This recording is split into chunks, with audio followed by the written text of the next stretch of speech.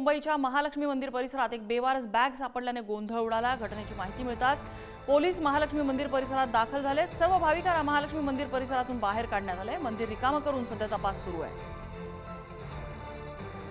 परिसरात आधीच सुरक्षा व्यवस्था मोठ्या प्रमाणात असते आणि त्यात अशी बेकायदेशीर बॅग सापडली, त्यात गर्दीची वेळ आहे, त्यामुळे प्रशासन अलर्ट मोडवर आलेलं आहे।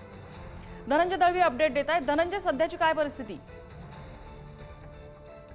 तर गेल्या 20-25 मिनिटं आधी एक माहिती मुंबई पोलिसांना मिळाली, ती म्हणजे एक बेवारस बॅग जी आहे ती या मुंबईतल्या प्रसिद्ध असलेल्या महालक्ष्मी मंदिराच्या पायरीवर होती आणि त्याच्यानंतर तात्काळ घटनास्थळी जे आहे ते मुंबई पोलीस दल असेल, त्याचबरोबर आपण जर पाहिलं तर जे बॉम्ब शोधक पथक आहे ते असेल, डॉग स्पॉट असेल आणि त्याचबरोबर अग्निशमन दलाची टीम जी आहे ती आता मुंबईच्या या महालक्ष्मी परिसराच्या मंदिरामध्ये दाखल झालेली आहे। संपूर्ण परिसर जो आहे हा रिकामा करण्यात आलेला आहे। आता जे काही भाविक या ठिकाणी दर्शनासाठी आले होते त्यांना या परिसरातून बाहेर काढण्यात आलेला आहे। त्याचबरोबर जे रहिवासी आहे किंवा इथे असलेली जी दुकानं आहेत त्या सर्वांनाच या परिसरातून बाहेर काढण्यात आलेला आहे। एक संबंधित सुरक्षित अंतरावर सगळ्यांना या ठिकाणी उभं करण्यात आलेलं आहे। त्याचबरोबर आपण जर पाहिलं तर गेल्या 20 ते 25 मिनिटं आधी ही माहिती मिळाली आणि त्याच्यानंतर तात्काळ जी आहे ती सर्व टीम जी आहे मुंबई पोलिसांसह ही घटनास्थळी पोहोचलेली आहे। आता या सगळ्या ती बॅग नेमकी त्या बॅगेमध्ये नेमकं काय आहे ह्याचा तपास सध्या घेतला जातोय। त्यामुळे